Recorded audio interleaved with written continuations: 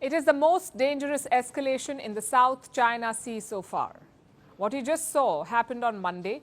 Chinese sailors crossed a line and launched an unprecedented attack, the kind that could easily trigger a conflict.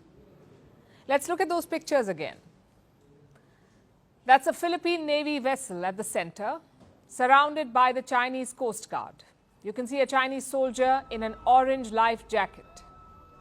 He's threatening the Philippine Navy officer with an axe.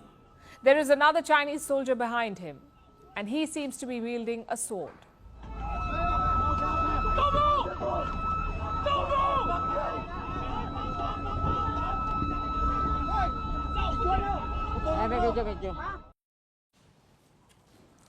And from here, the situation deteriorated. Chinese troops deployed tear gas. They hurled rocks.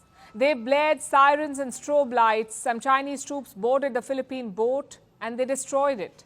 The boat's equipment was smashed. The Chinese troops punctured the rubber boat. They took away phones and rifles of Filipino personnel.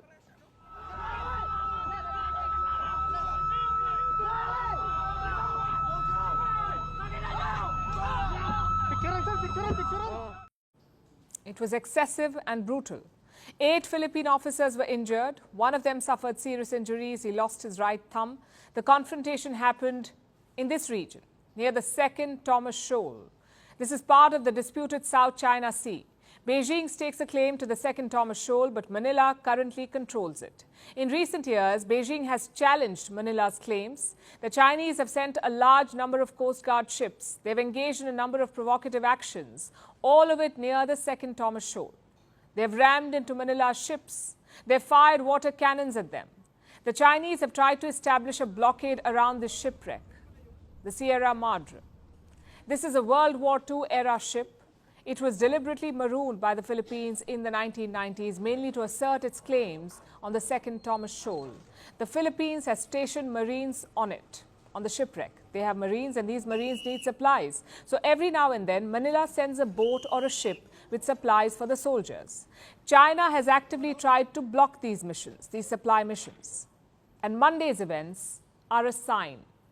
The Chinese are resorting to more aggressive tactics. The same strategy that they've used with India on the Himalayan border. More aggression, more provocation. Since 2020, Indian and Chinese troops have clashed on more than one occasion in Ladakh. This is along the line of actual control, or LAC. And here too, the Chinese use sticks and rods to attack.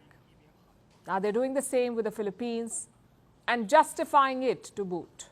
The Philippines, in defiance of China's warnings, insisted on trespassing on Rinai Reef in China's Nansha Islands. This is the direct cause of the incident.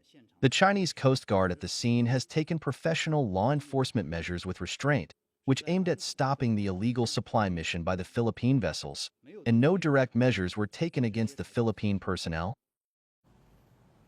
They say they acted with restraint. If using knives and axes is restraint, what is excess?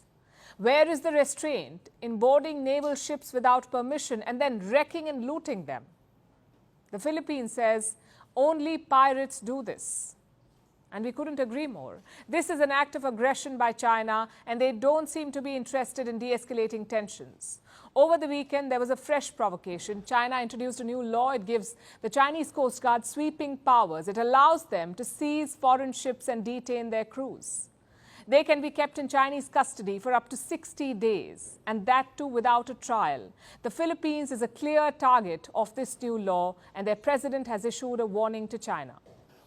If by a willful act on a Filipino, not only serviceman, but even a Filipino citizen, if a Filipino citizen is killed by a willful act, that is, I think, very, very close to what we define as an act of war, and therefore we will respond accordingly.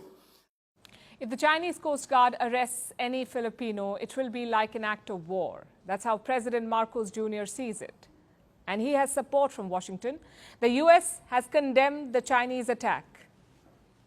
They've called it, and I'm quoting, irresponsible and escalatory. The Americans have a defense treaty with the Philippines, a treaty that was signed in 1951. It's a mutual defense treaty. It says that if any one of them is attacked by a third party, both countries will help each other. And after the Chinese attack this week, Washington has reaffirmed its commitment to this pact. It's reckless, and it threatens regional peace and stability. And finally, this escalatory incident is the latest in a series of provocations by the PRC to impede critically needed supplies from reaching service members stationed at the Sierra Madre, and those actions reflect consistent disregard for the safety of Filipino lives and for international law in the South China Sea. Yesterday, Manila sent a message to Beijing urging China to avoid actions which endanger the lives of sailors. The Philippines says it wants a dialogue. But that cannot happen until Beijing dials down tensions on the high seas.